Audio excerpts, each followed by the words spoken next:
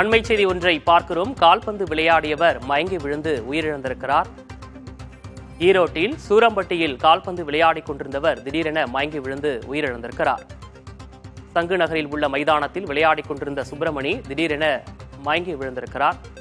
மருத்துவமனைக்கு கொண்டு சென்ற நிலையில் சுப்பிரமணி ஏற்கனவே உயிரிழந்து விட்டதாக மருத்துவர்கள் தெரிவித்திருக்கிறார்கள்.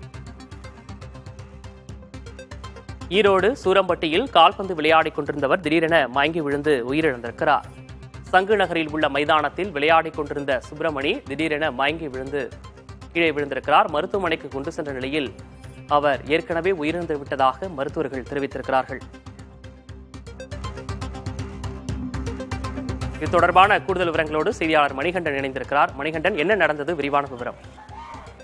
அதாவது இன்று காலை வழக்கமாக சுப்பிரமணி என்பவர் தனது வீட்டின் அருகே இருக்கக்கூடிய சங்கு நகர் என்ற பகுதியில் அமைந்திருக்கக்கூடிய சிறிய மைதானத்தில் வழக்கமாகவே காலை நேரங்களில் ஃபுட்பால் விளையாடுவதை வாடிக்கையாக வைத்திருந்திருக்கிறார். இந்த நிலையில் இன்றைய தினம் காலை வழக்கம் போக விளையாடி கொண்டிருந்த போது திடீரென மயக்கமடைந்து பின்பக்கமாக விழுந்திருக்கிறார். இதனையடுத்து சக வீரர்கள் அவரை மீட்டு அருகில் இருக்கக்கூடிய தனியார் மருத்துவமனைக்கும் அங்கு சென்று பின்னர் தொடர்ச்சியாக அரசு தலைமை மருத்துவமனைக்கும் கொண்டு சென்றனர். அங்கு அவரை பரிசோதித்த மருத்துவர்கள் அவர் ஏற்கனவே உயிரிழந்து விட்டதாக தெரிவித்தனர்.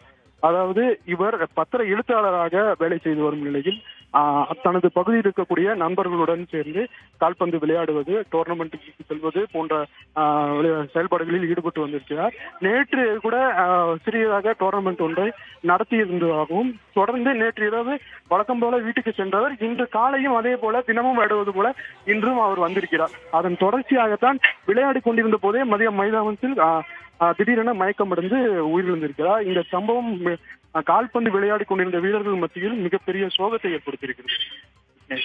மணிகண்டன், வழக்கமாக அவர் விளையாடி தினமும் அன்றாட செய்கை தான் அவர் செய்து கொண்டிருந்திருக்கிறார். அவருடைய உயிரிழப்புக்கு என்ன காரணம் என தெரிய வந்திருக்கா? வெயில் அதிகம் அதனாலயா அல்லது ஏற்கனவே அவருக்கு உடல் உபாதைகள் ஏதேனும் இருந்ததா? அது குறித்த விவரம் இருக்கா?